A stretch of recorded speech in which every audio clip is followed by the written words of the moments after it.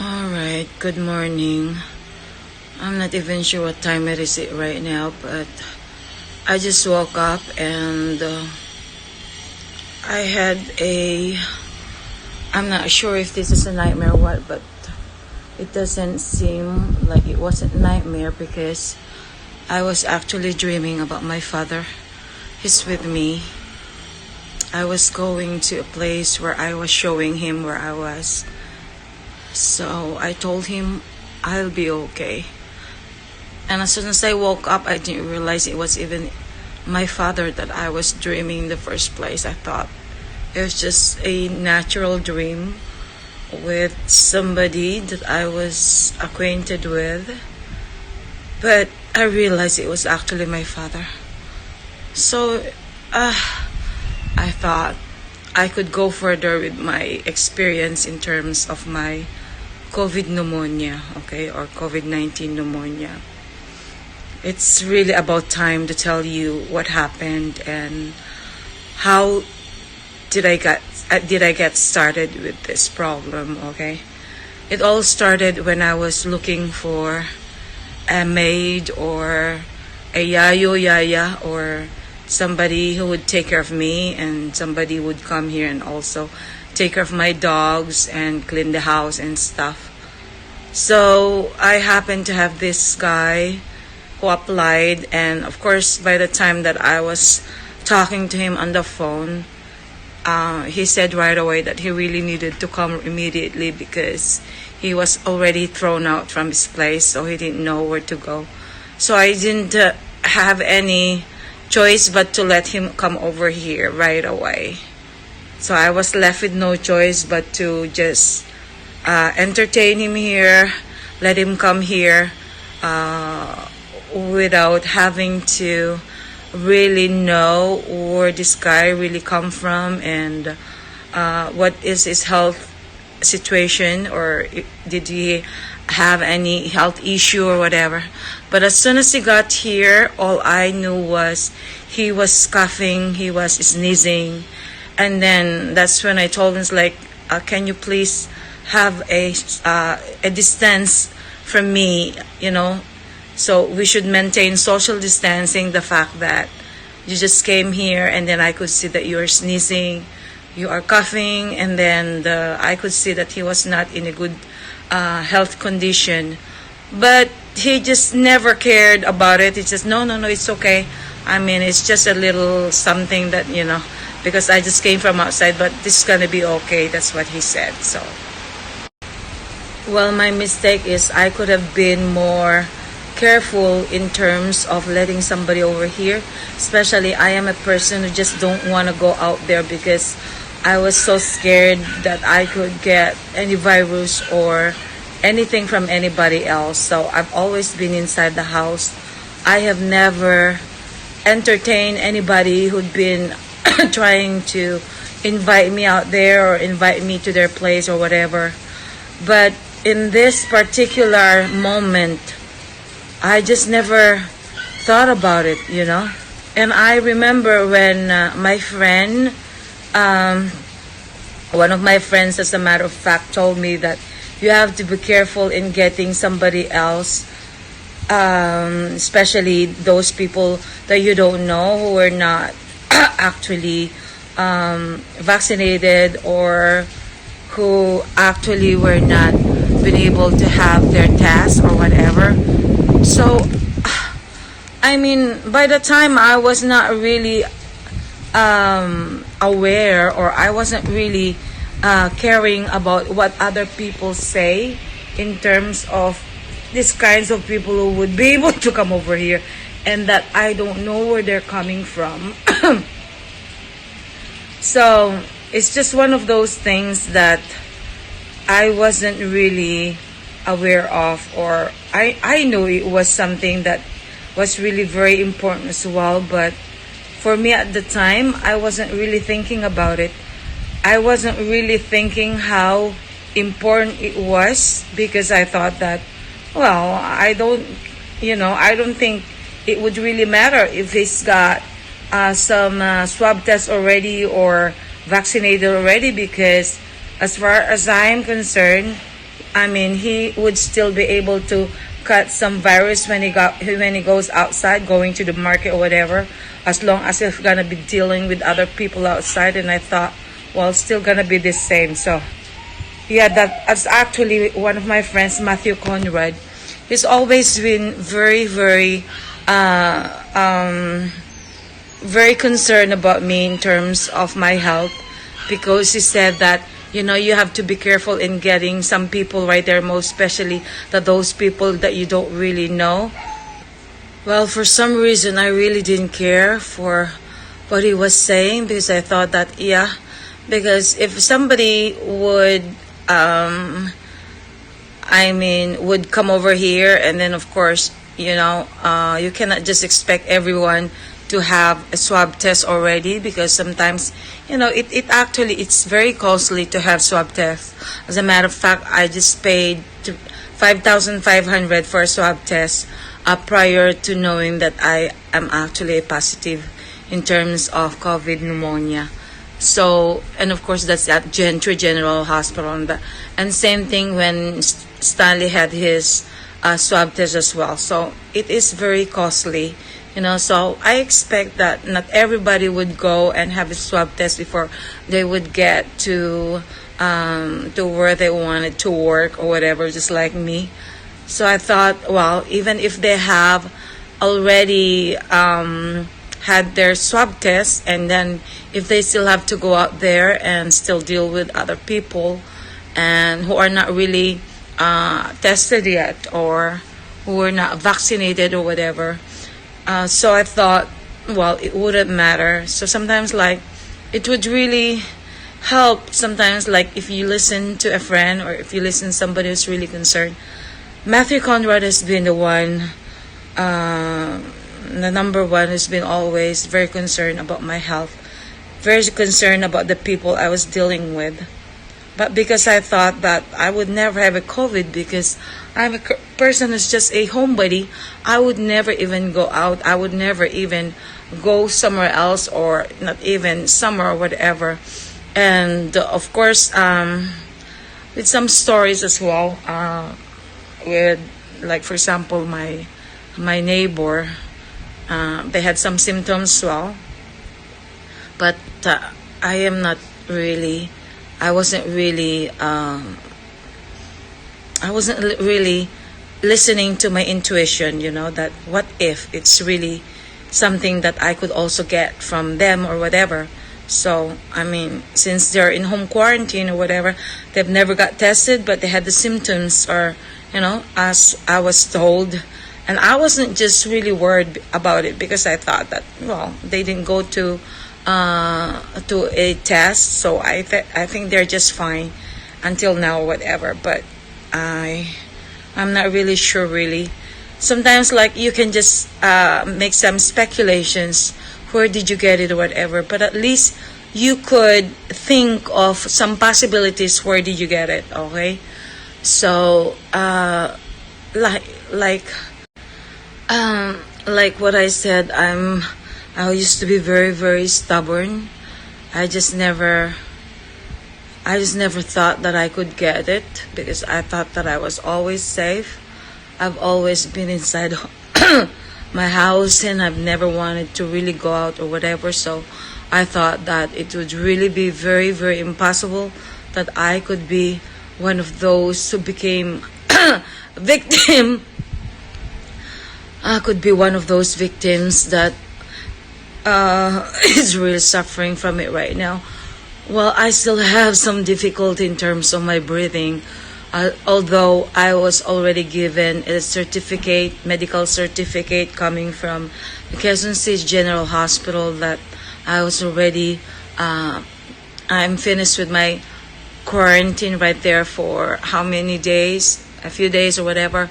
I wasn't able to finish the required quarantine days, because as soon as they found out that my health was already okay, and they already put me through the x-ray machine, and they have found out that my lungs were actually getting better compared to the first time when they check my lungs, my in terms of my my in terms of my x-ray. So I thought it was really nice that after just a few days, probably it only took me like 4 days or 5 days right there, and as soon as they found out that I was already getting better and stuff like that, so they thought they could just release me so I can just continue my my home quarantine here at home. So I'm doing my best right now in order to be able to be healed or whatever. Although I know that I'm already okay, and then I was already given a negative result after they have x-rayed me and stuff like that. But still, I cannot just be assured that I am completely okay right now. So it's much better that I just have to tell you what happened, and I just have to tell you the truth instead of hiding it, because I'm sure that I was given this kind of sickness in order to be able to share also my testimony. Otherwise, I'm sure that God is not going to be happy if I'm going to hide it. In terms of some help coming from friends, I really do believe that, help wouldn't come from those people that you have helped before. And I am not really I'm not really expecting that help would be coming from them, because it's just up to them if they really would like to help me as well, especially now financially. The person that I thought who was really helping me, and I thought that with this kind of situation that I have right now, he would be there for me. But I didn't realize that by the time that I was in this kind of situation, and he even wanted me to die. You just don't know sometimes, like, there are people that you expect that they would really be there for you in terms of situations like this, but at the end of the day, and then you would just realize that he'd rather want you to die. That really hurts. It really hurts a lot. I mean, especially if you're really talking to somebody that you thought that who would be there for you for the rest of your life, because he's always been there for you for long years already, and it really hurts that it's more on the mother that's really thinking, because by the time I didn't have a car, and of course I was roaming around, I was actually posting that if ever somebody would help me in order to take me to places where I really wanted to go, because I really wanted to get treated. And of course I went to these 3 places. Just so happened that I was very late already, so they said, "You're too late, so sorry, we cannot entertain you," until one of them understood my situation, and I said, "I just came from General Trias. I came all over here, so if you can really accommodate me, at least I know that, if I'd be okay, at least I'd be able to survive, because if I cannot be treated right now, and then I might just die, or it would just be too late for me." So I'm so lucky that one of those hospitals or one of those clinics that accept like immediate patients like that, but they don't admit. Actually, I was looking around if there was a place that can admit me, but unfortunately I wasn't able to find one.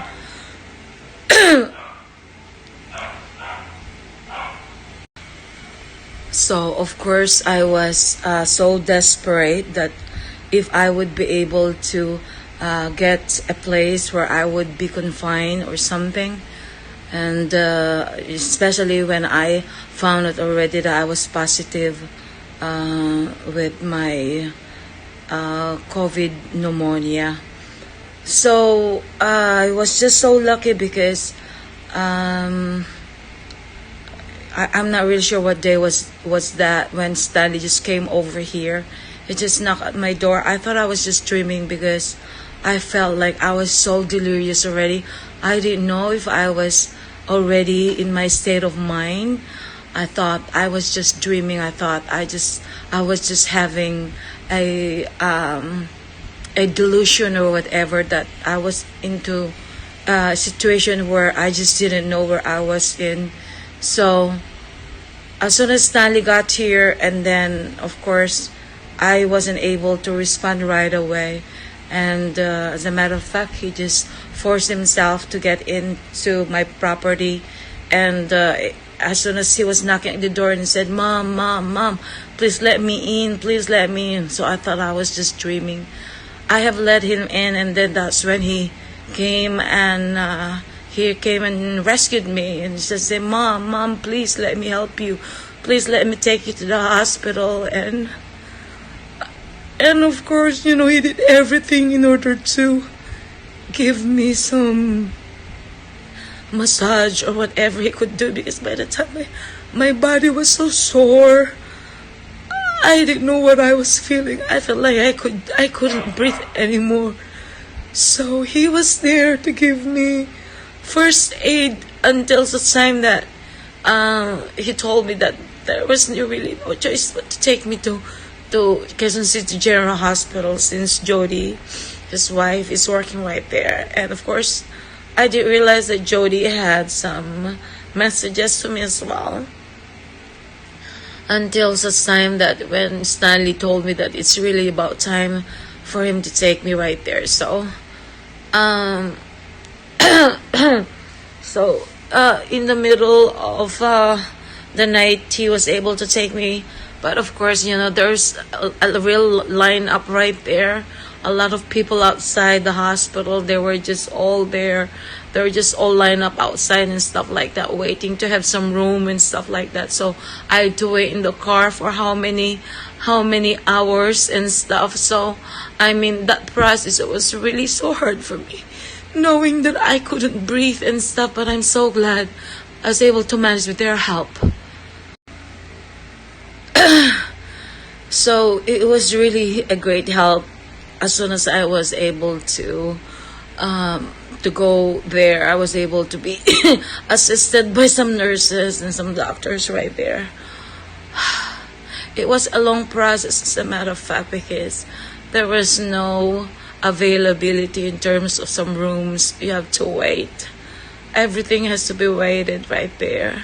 And I just got so lucky because as soon as there was an available room for me, they were able to accommodate me right away, and they were able to assist me right away. So I really wanted to thank all those nurses, those doctors who have assisted me, and of course to Jody.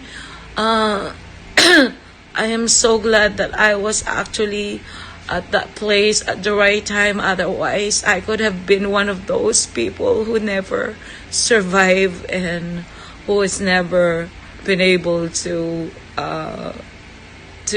be able to to live just like the way I am right now, because I knew that it was really one of the hardest thing in my life that I cannot even explain how hard everything was, because it seems like you are in a place where you don't know if you could actually still be alive, or you will survive, or you don't know what was gonna happen next.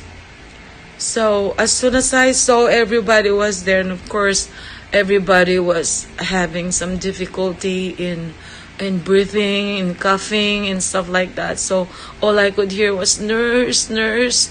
So there were moments where I was actually the one calling the nurse already, because I really didn't want that the next person close to me who was actually trying to scream, but she cannot really scream, but she was really trying to find a nurse.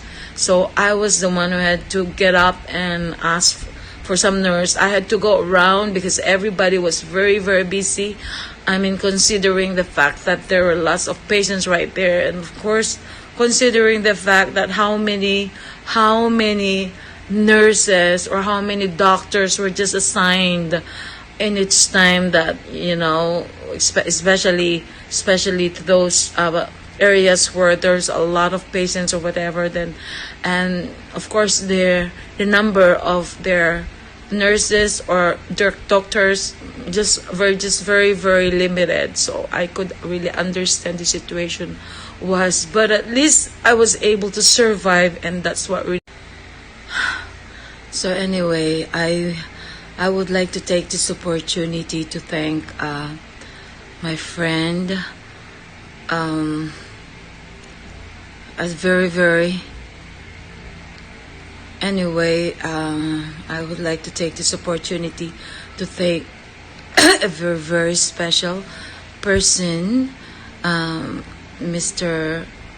Hank Julian, for being there for me at those times of my hardships and difficulties, because he was able to help financially, and at least he was able to help me out as well in terms of transportation. He was able to be able to help me and Stanley also get a transportation. This is very wonderful. We're going to treasure that gift forever from him. Thank you once again.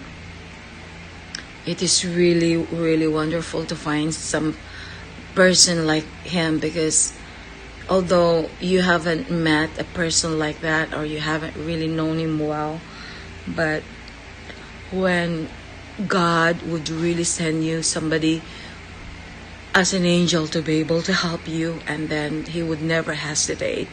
His love and his support and his help to you. You may not be able to get some help from those people that you have helped before, but I do believe that when some help would come, and then they would be coming from different people that you've ever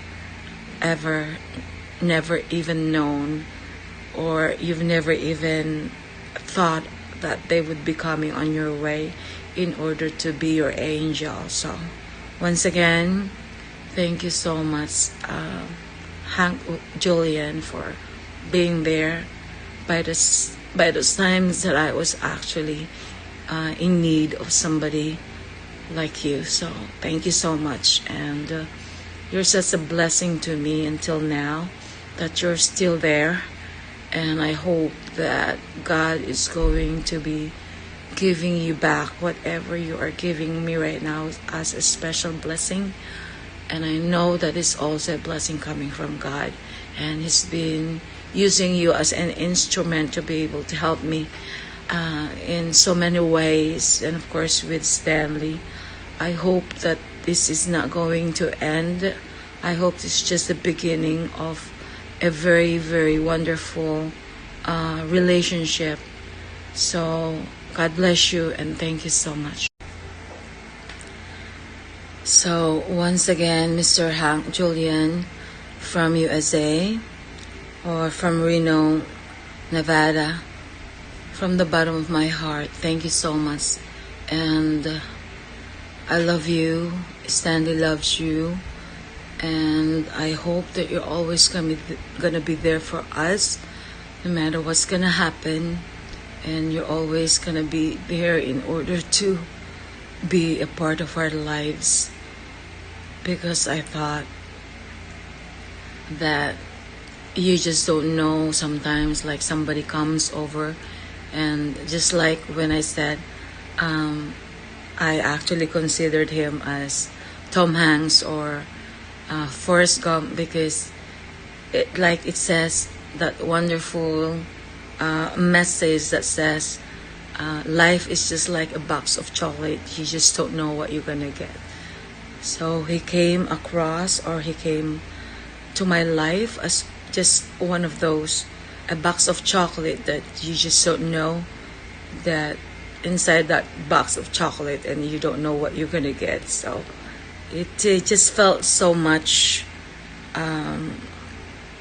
I was so delighted and I was so overwhelmed. It didn't matter if he didn't know me yet or whatever, but the trust, or the special love or the special care of a person like him to somebody like me that he hasn't even known for a while, hasn't even met in person. As a matter of fact, we just met online, so it's really very special. I may as well take this opportunity right now in order to thank him, because I wasn't able to thank him for the last few days when I was there, because I just didn't want him to be subjected to, critics or whatever. Sometimes, like, people tend to say negative things to those people who really wanted to be around me, or who really wanted to be involved with me, or who really wanted to help me out or whatever. But at this point, it's not really important what other people would say. What most important is how much I really appreciate, how much I really give a salute to people like him, who has given his love, his support, and